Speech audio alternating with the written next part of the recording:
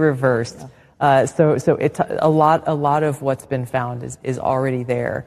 But the thing that we are working with Jay Bhattacharya, the new NIH director, on with, as well as Secretary Kennedy, is looking at the gain-of-function research that, in the case of the Wuhan lab, as well as many of these other biolabs around the world, was actually U.S. funded and leads to this dangerous kind of research that, in many examples, has resulted in either a pandemic or some other major health crisis. Well, let me ask you specifically, because we already know that EcoHealth Alliance was partnering with this Wuhan lab to do gain-of-function research. That's right.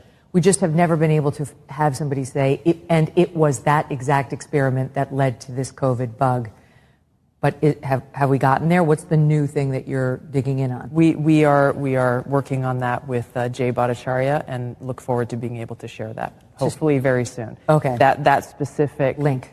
Correct, between the gain-of-function research and what we saw with COVID-19. I mean, that would be extraordinary, because just so the audience knows, if that's true, if it was Peter Daszak's research with the Wuhan so-called bat lady that caused this pandemic, then we did fund it. Then Anthony Fauci helped fund the pandemic. The thing that he denied over and over and over to Senator Rand Paul's questioning.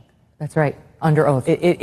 Under oath, exactly. So is it any wonder that he sought a preemptive pardon for anything during a certain period of time by President Biden before he left office? And then strong-armed and smeared people like Dr. Jay Bhattacharya, anybody who came out and said, I don't know if that's natural. This actually smacks of lab. And the reason why this is so important is not just what happened in the past. It's because this gain-of-function research is happening in biolabs around the world. I got attacked, and I think you saw this. We've probably talked about it on your show before, when I warned against U.S.-funded biolabs in Ukraine when the Russia-Ukraine war kicked off for this very reason. Who knows what kinds of pathogens are in these labs, and if released, could create another COVID-like pandemic. And for that, I was called a Russian asset. You're, trumpeting Putin's talking points, all of this nonsense, simply for speaking the truth and stating facts that, by the way, are still on U.S. Embassy Ukraine's website today about how the U.S. has funded these biolabs in Ukraine.